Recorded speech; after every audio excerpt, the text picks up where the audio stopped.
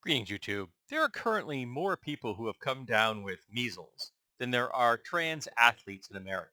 And yet, the Red Caps and the Republican Party, who loves them so much, pays attention to the trans people, and they don't pay attention at all to the fact that there are folks currently in hospital because they have measles, an entirely preventable disease that could be eradicated if people would just take the perfectly safe vaccine.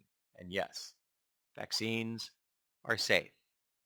Vaccines are one of the most well-researched branches of medical science. In fact, I might go so far as to say the most well-researched branch of medical science, one of the oldest as well. And yet, they concentrate on trans athletes. I was in Minnesota. They were rallying against high school trans athletes in a state where there were two out of 175,000 high school athletes. Two. So the governor of the state was railing against two teenagers, harassing them publicly because they had the temerity of being who they are,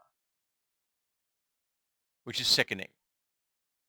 Then again, all the Red Caps are sickening. All of the members of the Trump administration are sickening, and all his sycophants are as well.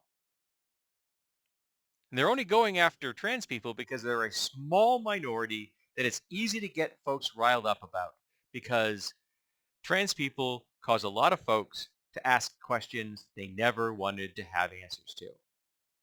They don't want folks asking questions about their gender or their identity, about how they want to appear in public, what names they want to use. They're all upset about pronouns, even though pronouns have been around forever. They, as a singular pronoun, has been around for centuries. I've actually heard some of them saying that, Jesus never used the pronoun. I think once he didn't he say that I am he or something like that? Yeah, he uses pronouns as well. Pronouns are all through the Bible. Pronouns are part of the Constitution. Remember the whole we the people? Yeah, we the people right there. That's a pronoun. Good one too. Three of my favorite words in that order. We the people. We the people are greater than any government.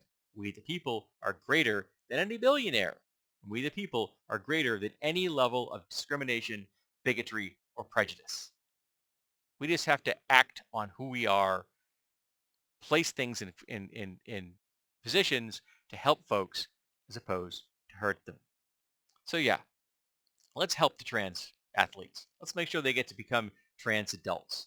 Let's make sure that everyone who needs gender affirming support gets it, because we do it for cisgender people all the damn time.